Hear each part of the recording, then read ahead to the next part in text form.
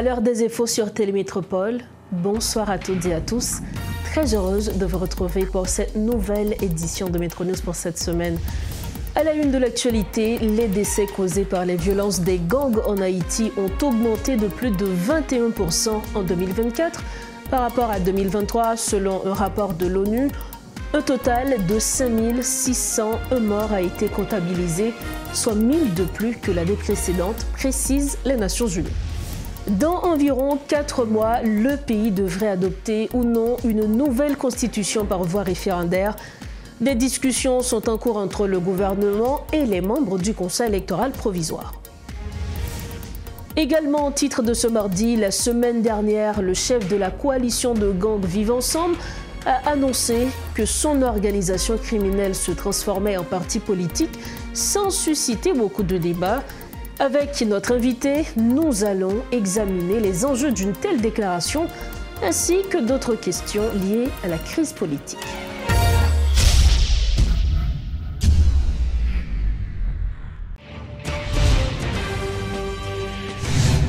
Bienvenue à tous au développement des titres de l'actualité. La semaine dernière, le chef de la coalition de gangs Vivre Ensemble a surpris en annonçant que son organisation criminelle s'était transformée en parti politique. Bien que les démarches nécessaires pour officialiser un parti puissent sembler complexes pour des criminels notoires, des moyens de contourner les règles existent bel et bien. Ce qui étonne, c'est le peu de débats suscités par cette annonce pourtant déroutante, tandis que certains évoquent l'idée d'amnistier les bandits ou d'entamer un dialogue pour tenter de résoudre la crise. La société semble rester en marge d'une réflexion approfondie sur la viabilité et l'acceptation de cette option. Pour éclairer les enjeux à tort ou à raison négligés de ce dossier, nous avons avec nous l'expert de l'Amérique latine en économie et en politique, Joseph Harold-Pierre. Avec nous ce soir via Zoom, l'expert de l'Amérique latine en économie et politique, Joseph Harold-Pierre. Il est l'invité de Métro News ce soir. Avec lui, nous allons commenter l'actualité. Joseph Harold-Pierre, bonsoir. Merci infiniment d'être avec nous. Bonsoir, Madame Barthélemy. Merci de l'invitation. Je tiens à dire une année d'espérance, à souhaiter une année d'espérance à tout le peuple haïtien et à tous ceux qui nous regardent ou qui nous écoutent via Métro News. Merci pour aborder cette année et voir ce qu'on peut dire sur différents sujets. Merci. Le 1er janvier 2025, à l'occasion des 221 ans de l'indépendance d'Haïti, Jimmy Cherizier, alias Barbecue, porte-parole de la coalition Vivre Ensemble, a annoncé publiquement que la coalition devient désormais un parti politique. Déjà, avant même de voir les réactions, est-ce possible, Joseph Harold-Pierre? En fait, si le groupe Vivre Ensemble peut devenir un parti politique, théoriquement, oui, mais un groupe terroriste, la littérature politique explique très clairement comment un groupe terroriste peut devenir un parti politique. Tout d'abord, c'est soit par négociation où le groupe se dissout lui-même pour faire ses revendications, pas de façon armée, mais dans l'arène politique. Donc, dans le contexte haïtien, c'est pas possible, parce que toutes les négociations pour qu'un groupe politique, pour qu'un groupe terroriste devienne parti politique, c'est toujours des négociations de paix. Donc, dans le contexte haïtien, c'est pas ça du tout. Il n'y a pas, Vivre Ensemble n'a pas fait ou entrepris aucune démarche en vue de la paix avec le gouvernement et vice-versa. Donc, on n'a pas cette condition. Et la deuxième condition, donc Vivre Ensemble, on ne voit pas des personnalités au niveau de Vivre Ensemble qui seraient capables de se lancer dans l'arène politique sans les armes. Donc tout au moins les différents acteurs. Donc ceci dit, je ne pense pas du tout que Vivre Ensemble puisse devenir un parti politique. Et ensuite, ce qui est très important, dans les différents cas que j'ai analysés, Salvador, Guatemala, Colombie, les acteurs, les groupes terroristes, quand ils deviennent partis politiques, les candidats, c'est toujours des gens les candidats, c'est des gens qui n'ont pas eu,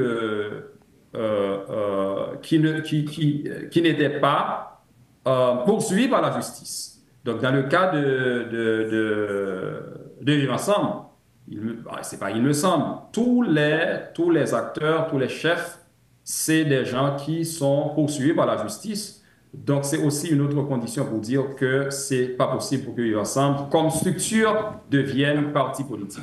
Et troisièmement, un parti politique a deux soutiens, ou du moins à deux dimensions. Il y a tout d'abord la dimension légale, il y a une reconnaissance légale, mais le plus important, c'est la dimension sociologique, c'est-à-dire la base sociale. Bien évidemment, l'immense majorité des partis politiques en Haïti n'a pas de base sociale, mais tout au moins, il y a une certaine indifférence aux partis politiques en Haïti. Mais dans le cas de Vivre Ensemble, il n'y aurait pas une indifférence, mais totalement une réaction négative, une condamnation face à Vivre Ensemble. Le pays ne resterait pas indifférent face à la transformation de Vivre Ensemble en parti politique. C'est-à-dire, si on essaie de voir les démarches stratégiques et structurelles pour que Vivre Ensemble devienne un parti politique, ce n'est pas possible. Si on essaie de voir la condition légale, ce n'est pas non plus possible parce qu'il n'y a pas de marge de paix.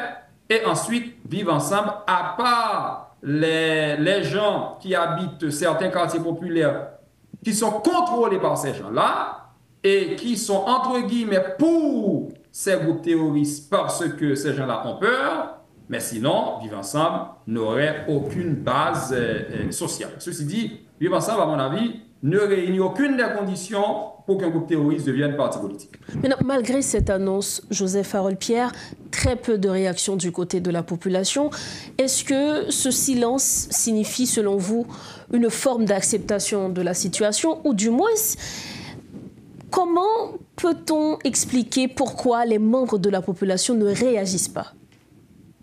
Bon, à mon avis, il peut y avoir plusieurs explications. Je me demande si cette nouvelle a été assez diffusée, si les gens en sont au courant. Je ne le crois pas. Ça, c'est un. Deuxièmement, bien évidemment, il y a une certaine indifférence de la population par rapport à la vie sociale et politique, et cela se comprend.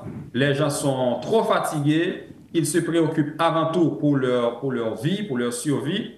Donc, si Vivre Ensemble, les leaders de Vivre Ensemble font une déclaration relative à la sécurité des gens, bien sûr, à ce moment-là, ils s'en préoccupent. Mais quand il s'agit de cette démarche, je dirais, politico-sociale, ça se comprend que les gens n'y réagissent pas, parce que c'est pas du tout une priorité que Vivre Ensemble veuille devenir un parti politique. Joseph Harold-Pierre, vous êtes expert de l'Amérique latine en économie et politique. Il y a des cas similaires dans d'autres pays, notamment la Colombie, le Salvador. Si on prend la Colombie avec les FARC, qui sont les forces armées révolutionnaires de la Colombie, qui était une organisation politico-militaire créée en 1964. Initialement, ils avaient pour objectif de lutter pour les droits des paysans, pour la redistribution des richesses en Colombie. Et nous savons la suite. Ce groupe a été transformé en tant que groupe terroriste qui faisait le trafic de drogue, qui justement faisait des enlèvements, entre autres, pour ne citer que cela. Et lorsqu'on prend ce groupe qui avait trouvé un accord de paix avec le gouvernement colombien en 2016, certains ex-membres de ce groupe aujourd'hui sont réintégrés dans la société. Et si on peut également prendre d'autres exemples, notamment avec le Salvador. Est-ce qu'aujourd'hui, à la lumière de ces cas, de ces situations, est-ce qu'on peut faire un parallèle entre ces gangs armés en Haïti qui veulent se transformer en un parti politique et ces groupes qui sont déjà arrivés dans l'histoire notamment de l'Amérique latine? Merci Madame Barthélemy pour la question. Je crois que oui. Si on essaie de voir ce qui s'est passé en Amérique latine, eh bien, la conclusion c'est que Vivre Ensemble ne réunit pas les conditions pour devenir un parti politique. Dans le cas, tout d'abord, un parti politique a une base idéologique les groupes terroristes en général ont une base idéologique. En Amérique latine, ces groupes ont émergé entre 1950 et 1980. Eh bien, ils ont été influencés par deux mouvements ou bien deux événements majeurs.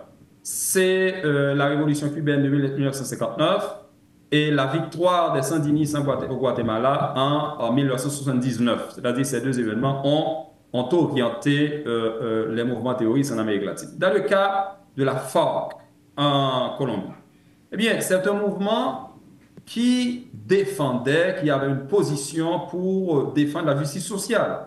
Donc, ce mouvement s'est transformé, ce mouvement a eu une longue période de lutte jusqu'à ce que, sous la présidence de Santos, 2010-2018, eh bien, on a commencé un processus de négociation de paix. J'ai eu la chance de discuter, de dialoguer avec deux Colombiens, deux pasteurs qui ont participé à cette discussion et à l'élaboration du traité de paix. Maintenant, un exemple très clair, il y a eu une idéologie de côté. Deuxièmement, et à quel niveau ces gens-là ont accepté cette négociation? C'est quand, sous le gouvernement de Santos, deux des principaux leaders de la FARC ont été exécutés. Donc, ils se sont affaiblis. C'est une des conditions, fort souvent. Ces gens-là, quand ils se voient affaiblis, ils ont vu la nécessité de négocier. Donc, deux de leurs leaders ont été exécutés, donc ils ont vu la nécessité de négocier.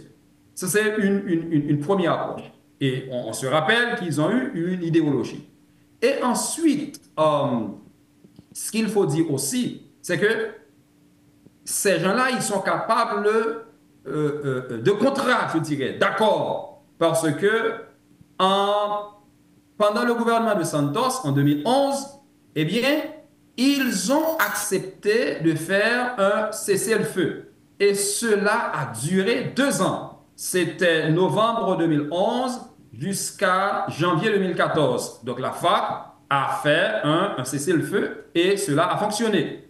Eh bien, à travers ces négociations sur le gouvernement de Santos, et ils sont arrivés, bon, avec bien sûr le soutien de Castro et de Chavez, eh bien, ils sont arrivés à cette négociation, à cette entente. Eh bien, en 2021, la FARC est devenue un parti politique. Mais qu'est-ce qu'ils ont fait? Parce que la FARC signifie violence, la FARC signifie mort, la FARC a une charge négative historique importante en Colombie, ils ont changé le nom du parti de FARC à Comunes, qui est devenu un parti de gauche en Bolivie depuis 2021. Donc, Joseph Farolles-Pierre, avant même de continuer, disons que ce groupe armé-là, Vivre Ensemble, décide justement de suivre ces exemples. Est-ce que, s'ils remplissent ces conditions, s'ils aient des leaders qui n'ont pas commis de crimes, qui ne sont pas poursuivis par la justice, comme vous nous l'aviez dit précédemment, s'ils décident de faire un cessez-le-feu, est-ce que ce sera un scénario possible s'ils remplissent ces conditions? OK.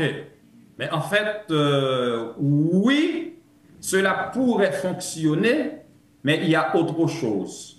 C'est-à-dire, ces conditions, ça pourrait fonctionner, mais il y a autre chose. Tout d'abord, un parti politique doit avoir une certaine base sociale. Même si en Haïti, la population a une indifférence face au parti politique, si Vivre Ensemble devient parti politique, toute la population prendra position et fondamentalement, foncièrement, contre Vivre Ensemble. Donc, ceci dit, Vivre Ensemble n'a pas de base sociale pour devenir parti politique. Contrairement aux groupes, notamment au Salvador ou en Colombie.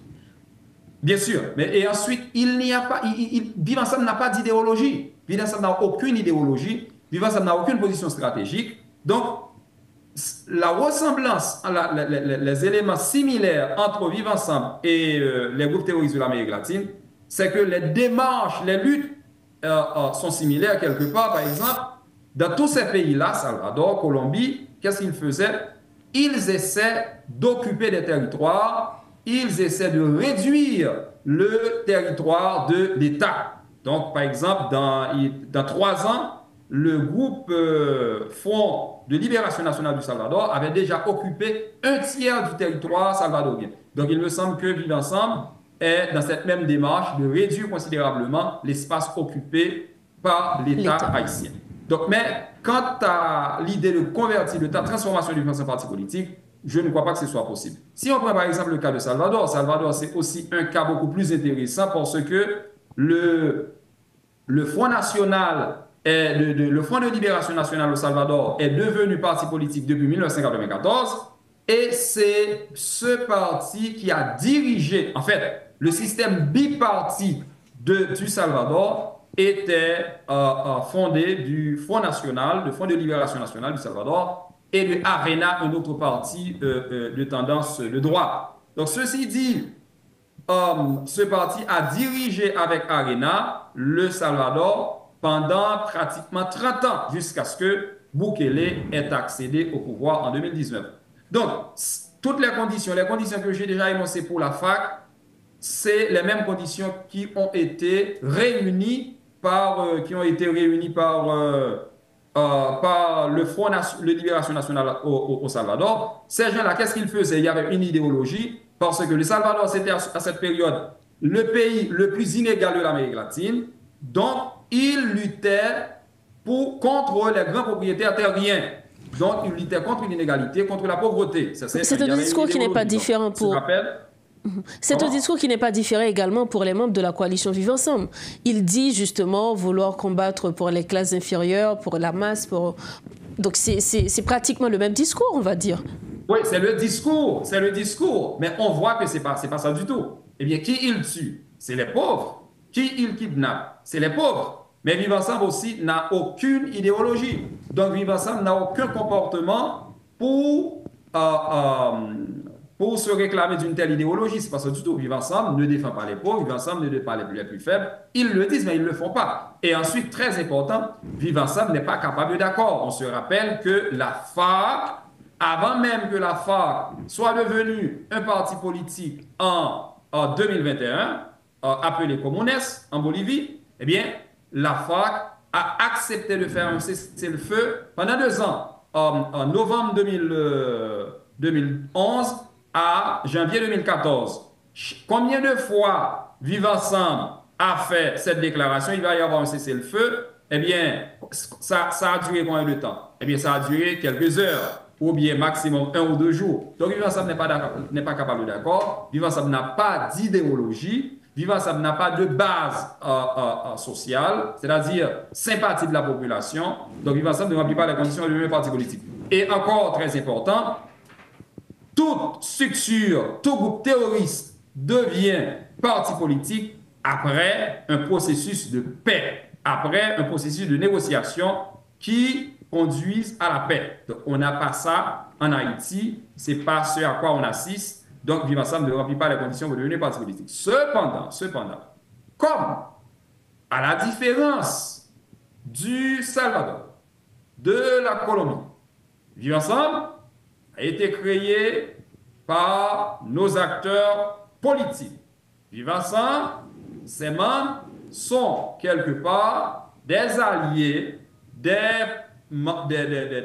sympathisants de partis politiques. Ce qui est très certain, si jamais on arrive à organiser les élections en Haïti, par exemple l'année prochaine, cette année, bien évidemment, ce n'est pas possible, on arrive à organiser les élections l'année prochaine, et que il y ait des bureaux de vote dans les quartiers contrôlés par Vivre Ensemble, ce qui serait paradoxal, Vivre Ensemble peut exiger à la population de voter pour tel ou tel candidat sous peine de mort.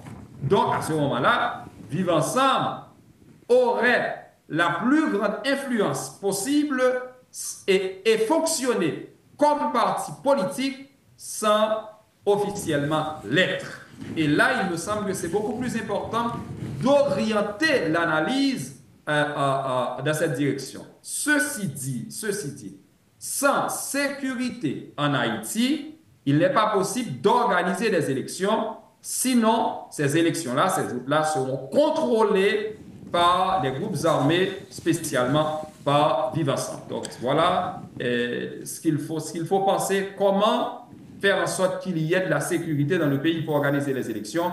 Sinon, ça ne vaut pas la peine d'organiser les élections. Ça va être seulement pour renforcer les groupes armés et leurs alliés, les partis politiques, les acteurs politiques qui sont leurs alliés.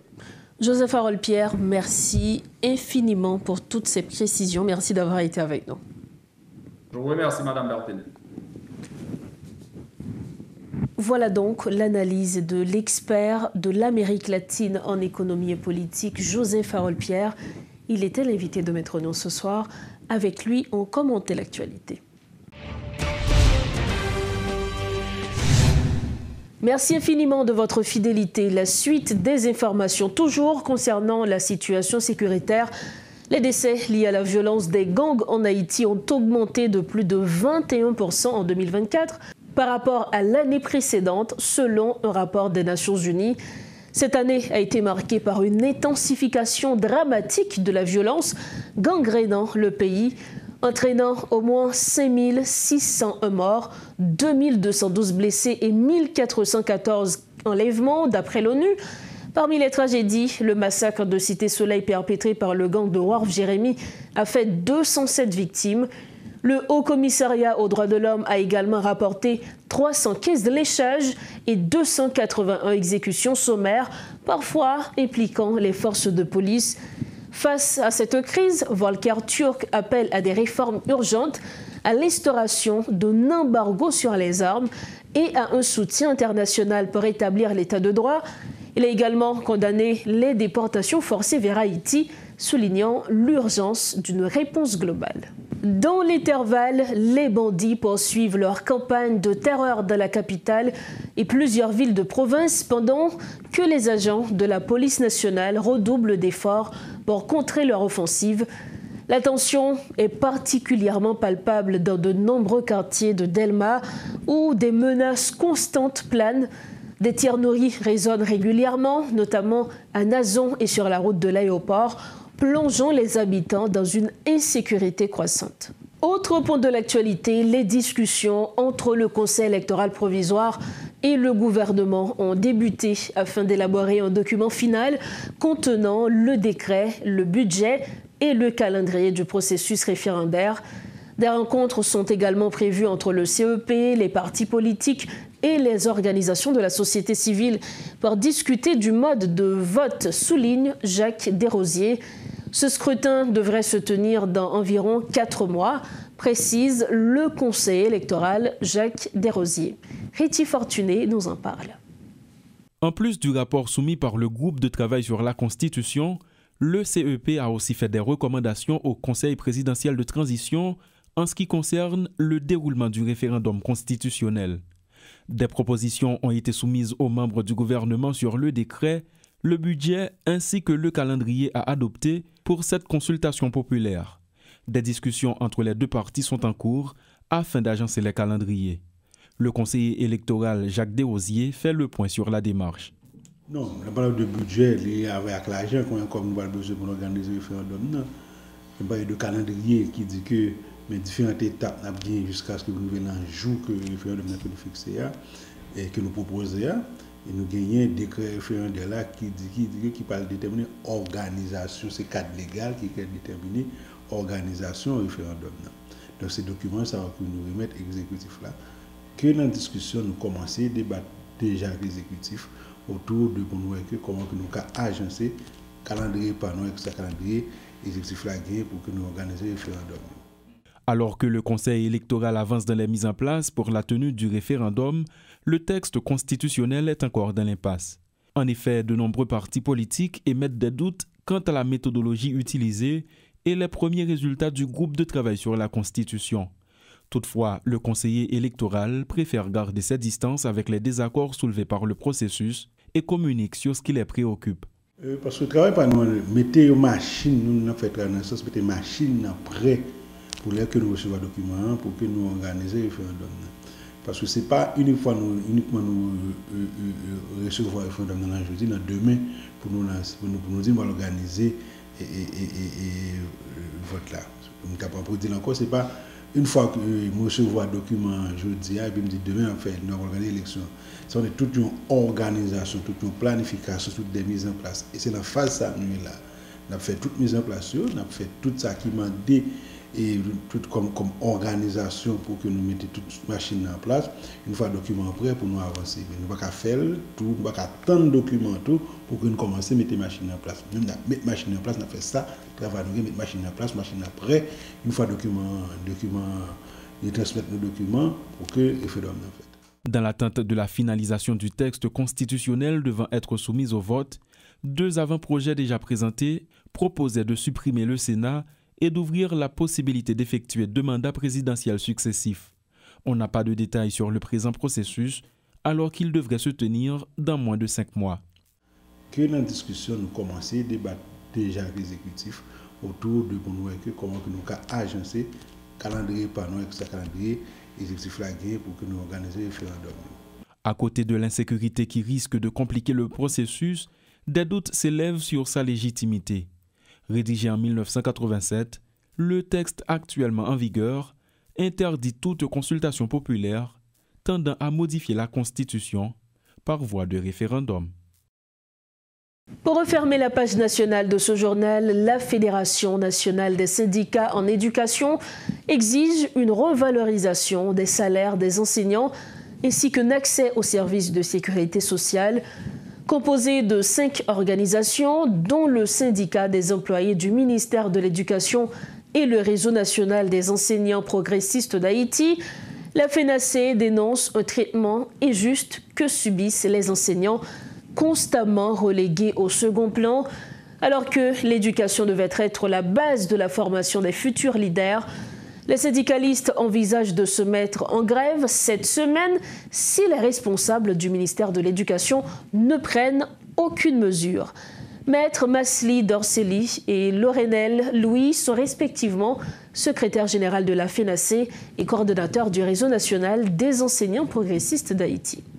Je nous connais et professeurs vivent une situation extrêmement difficile. Côté que je dis à inflation a monté, coût la vie a monté, alors que y a un salaire qui ne peut pas répondre réellement à besoin.